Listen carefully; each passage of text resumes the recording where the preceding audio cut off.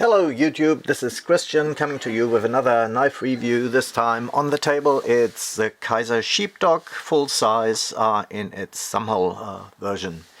Now this particular knife is a little bit modified. It is not exactly as it comes from the factory.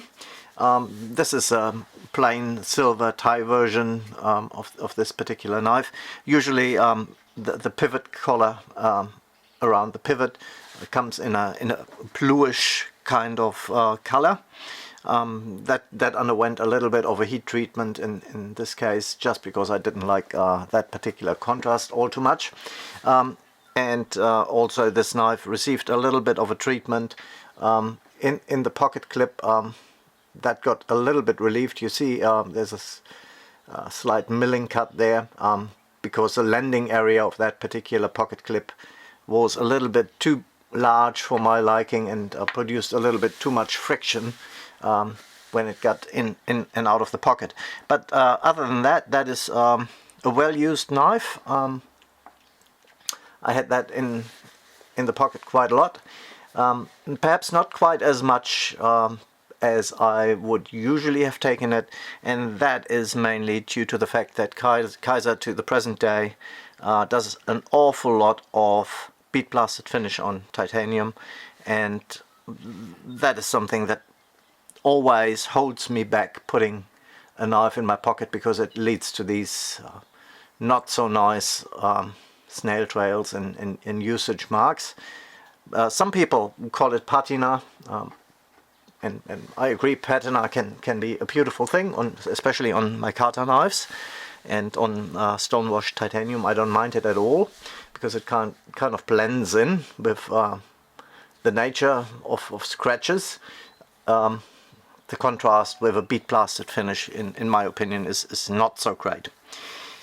Other than that, that is a very popular and well-known knife.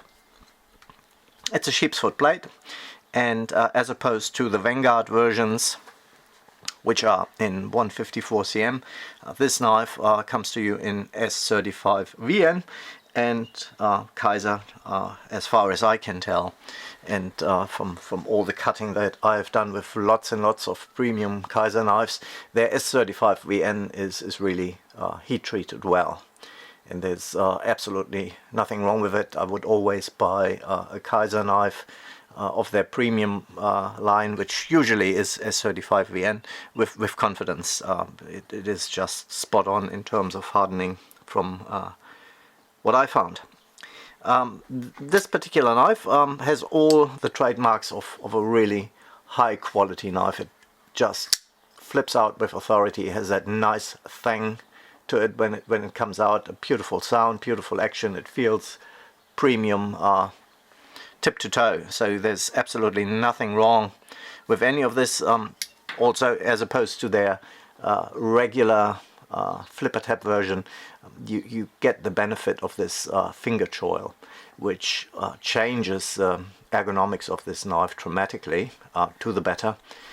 You can, if you have it here, yeah, sure, that works, but if you ever get the hands of a thumb hole sheepdog, then your hand will automatically slide in this more forward choked position. That is just where you're at home. You can comfortably do cuts here, but this is really where home is from an ergonomic perspective, where your hand naturally wants to go. Also, as opposed to the Vanguard version, the premium version, the full tie version, comes with a fuller. Personally, I don't think it was required. It offers an additional opening method. You can get your finger into that fuller and flick it open. That was my fault. Yeah. So with a little bit of wrist action, that's not a problem at all. But you have a nice and generous thumb hole, and so actually there's no reason to be doing that.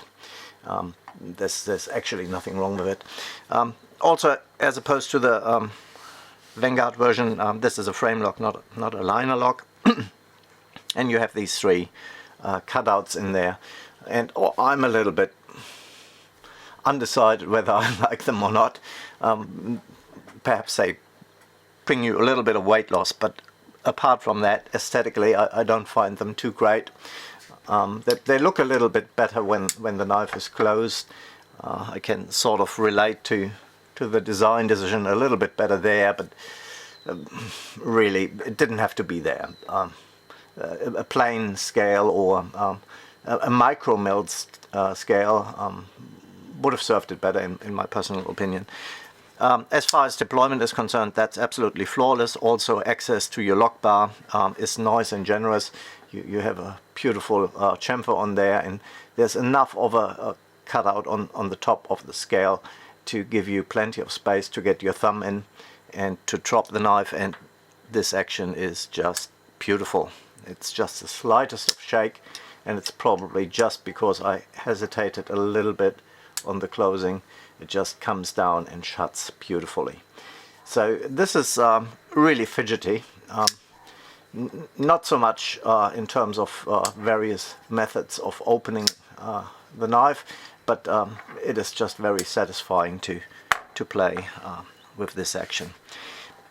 Much to my dismay, this knife doesn't come with any lanyard attachment possibility, so I'm a lanyard guy. I know a lot of people don't necessarily like it. I do, but for me that's easily solved just by taking a little bit of a thinner string and tying it around the last spacer stud there, and there's plenty of room before your blade starts, so you're not cutting into your lanyard.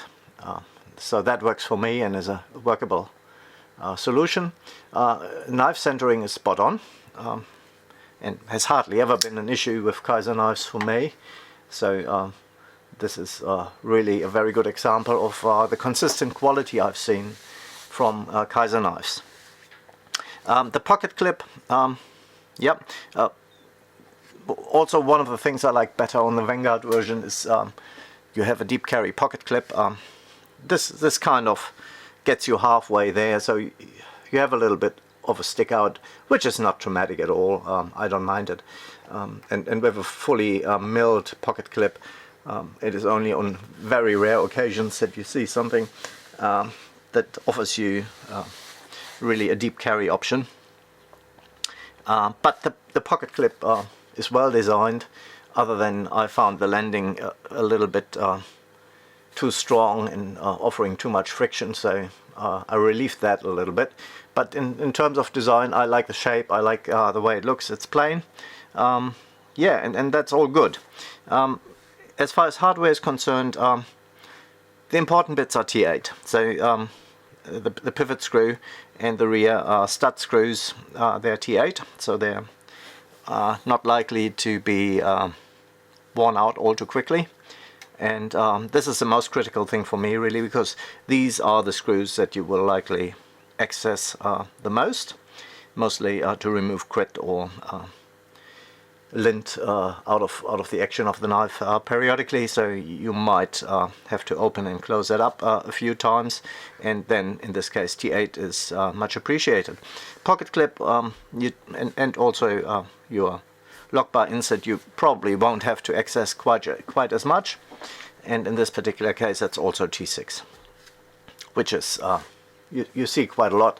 And also in this case you can see how a bigger screw head in here would have caused some problems with the design. Could perhaps be solved differently, but that's what it is, and it's fine because you're not gonna take the lock bar insert out a lot, and there's usually not a lot of reason to remove the pocket clip either. So yeah, this has been a very good knife. I really can thoroughly recommend it. I think they were, last I looked, at around $209 US, which isn't exactly cheap, but given the materials and given the workmanship on this knife and the distinct character and look of it, I think it's a great user. It's a great knife. The only remark I would have for Kizer would be to say, guys, on your titanium premium knives, come around and give us a few options in terms of finish.